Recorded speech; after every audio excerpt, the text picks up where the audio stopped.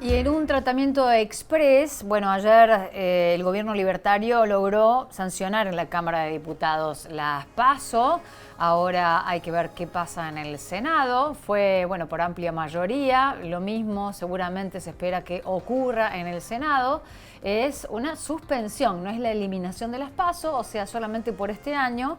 Las PASO que iban a ocurrir en agosto quedarían suspendidas. Hay que ver qué pasa en el Senado. ¿Cuál es la lectura política acerca de esta nueva victoria, esta nueva conquista? Porque, claro, tiene un puñado de gente el gobierno oficial en diputados y la verdad es que fue otro punto para el gobierno de Javier Milei. Está direccionado desde el kirchnerismo, se dice que se busca anular directamente algunas cuestiones que tienen que ver con el gobierno de Cristina Fernández de Kirchner, sobre todo la iniciativa de ficha limpia, entre otras cosas que le vamos a preguntar a Carlos Fara, que es politólogo, para que nos ayude con su análisis. Carlos, ¿cómo estás? Buen día. ¿Qué tal? Buen día, Paula, ¿cómo estás? Bien. Bueno, ¿cómo analizamos, cómo leemos este movimiento?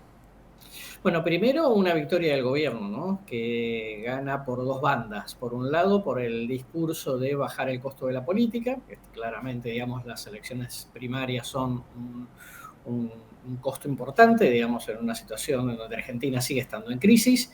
Y por el otro lado, le quita a parte de la oposición una herramienta política para poder ordenarse y dirimir conflictos internos, con lo cual eso, digamos, en principio era una supuesta ventaja para los que eran ex Juntos por el Cambio. Bueno, por una serie de circunstancias te diría que eso por ahora quedó de lado, con un kirchnerismo, con un cristinismo que de alguna manera también al estar Cristina como presidente del PJ Nacional y Máximo como presidente del PJ de la provincia de Buenos Aires, tampoco les interesaba mucho que existieran las PASO, porque en definitiva la lapicera para armar las listas la tienen ellos, ¿no? De modo que es un poco unas situaciones en donde de alguna forma buena parte de la dirigencia política ayer terminó, yo te diría, con alguna satisfacción con el resultado, ¿no? Ujú.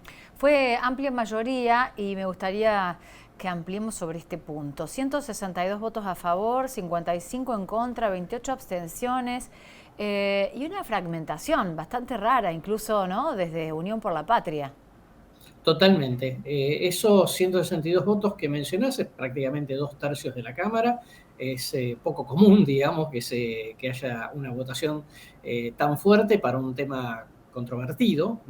Y sobre todo, creo que efectivamente, tal cual también lo decís, el dato quizás central es la fragmentación de Unión por la Patria, ¿no? Donde hubo gente que votó a favor, como la gente de Massa.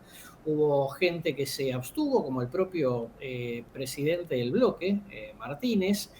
Hubo gente que votó en contra, como Máximo, ¿no? Y hubo, digamos, algunos ausentes, además de mucho desgranamiento de diputados que responden a gobernadores que finalmente terminaron apoyando al gobierno. De manera que siempre la pregunta que uno se hace es si esta fragmentación fue como fruto de problema de conducción de parte de Cristina o de alguna forma era como al haber tanta dificultad para ponerse de acuerdo sobre el punto, si no se dio libertad de acción y después verán qué sucede en el Senado. ¿En qué le afecta fundamentalmente? O sea, vamos a ir más amplio. ¿Cuáles son los pro y los contra de esta eliminación o suspensión temporal de las PASO? Más allá de la reducción en el presupuesto, del gasto innecesario, de la pérdida de tiempo que muchos dicen, ¿cuáles son las otras aristas y a quién afecta esto directamente o busca afectar?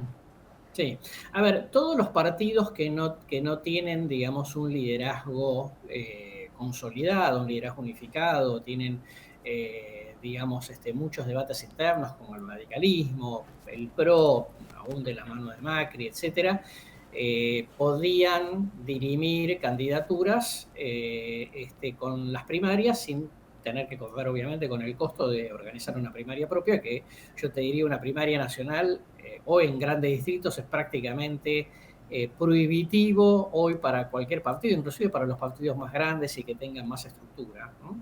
Con lo cual, lo que significa es que los que tienen la conducción de los partidos en cada distrito tienen claramente la ventaja de que ellos pueden decidir, ¿no? Si hay o no una disputa interna, digamos, y cómo se conforman las listas. O sea que, de alguna forma, sacar las PASO lo que significa también es ayudar a que, vamos a decir, las oligarquías partidarias se consoliden, porque es mucho más difícil que que se pueda dar una primaria con todos los costos que eso implica. Antes lo garantizaba el Estado, ahora eso, digamos, deja de existir. Y el hecho de que las PASO, al permitirte competir dentro de un partido al cual perteneces, si no de alguna manera eras oposición al oficialismo partidario, te daba la posibilidad de dar un debate interno. Si ahora te cierran la posibilidad de poder integrar listas, entonces si sos opositor dentro de un partido, te conviene más irte de ese partido y de esa manera se fragmenta más el sistema político, que es lo que la ley de las PASO trataba de evitar. Con esa visión, ¿qué te parece que puede llegar a pasar entre, por ejemplo, Axel y Cristina? Mira, a mí me da la impresión que, primero, que si efectivamente se anulan las PASO nacionales, es muy probable que también se anulen las PASO en la provincia de Buenos Aires, que dependen de una ley, ¿no? Sobre todo teniendo en cuenta que hay un proyecto de ley en la legislatura de la provincia para que se suspendan las PASO, y eso lo presentó un diputado de Massa. Y ayer los diputados de Massa en la Cámara de Diputados votaron a favor de suspender las primarias, lo cual te diría que es muy probable que también se suspendan en provincia eventualmente. Y a partir de eso, la posibilidad concreta que se le da a Kicillof de que pueda desdoblar la elección provincial de la nacional. Yo, al final del camino, creo que va a haber mucha tensión, no me parece que vaya a haber una ruptura interna, pero que va a haber tensiones muy fuertes, sí, y que eso, independientemente de que no haya ruptura formal, siempre termina generando algunos costos políticos importantes y siempre termina teniendo alguna incidencia negativa sobre las campañas.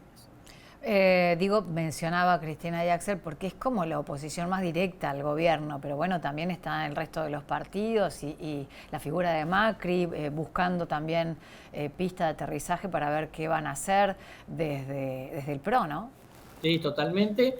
Acá, digamos, frente a lo que Macri considera que es un cierto destrato por parte de la Casa Rosada, por eso Jorge Macri decidió este adelantamiento de la elección en la Ciudad de Buenos Aires, en principio para julio, pero está claro que es probable que tampoco haya primarias o que se suspendan las primarias en la Ciudad de Buenos Aires, y entonces Jorge Macri podría inclusive adelantar a mayo.